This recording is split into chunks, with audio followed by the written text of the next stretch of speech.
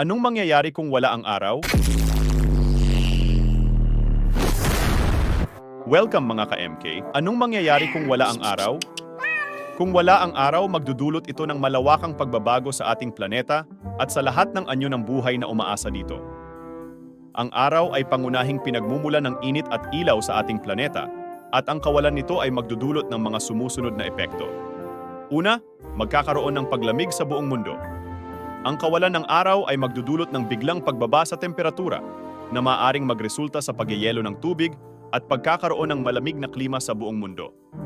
Ito ay magdudulot ng malawakang pagbabago sa ekosistema at kabuhayan ng tao, partikular sa mga lugar na sanay sa mainit na klima.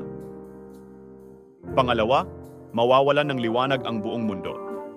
Ang araw ay pangunahing pinagmumulan ng ilaw sa ating planeta at kung wala ito, magiging madilim at mapanganib ang kapaligiran.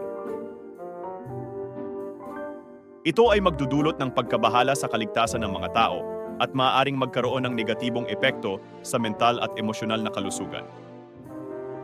Pangatlo, magkakaroon ng pagkawala ng photosynthesis at pagkasira sa mga ekosistema. Ang araw ay kinakailangan para sa proseso ng photosynthesis ng mga halaman na nagbibigay sa atin ng oxygen at pagkain. Kung wala ang araw, mawawalan ng enerhiya ang mga halaman upang mag-produce ng pagkain at oxygen na magdudulot ng pagkasira sa mga ekosistema at pagkawala ng biodiversity.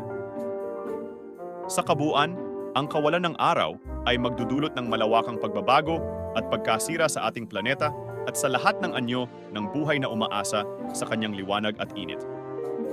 Mahalaga ang pagpapahalaga sa kalikasan at pagtutok sa pagpapalakas ng mga hakbang upang mapanatili ang ating kapaligiran at ang patuloy na pag-andar ng buhay sa mundo.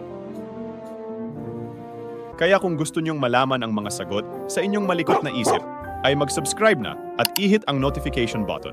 Feel free to comment kung anong mga nasa isip niyo at bibigyan natin ng kasagutan.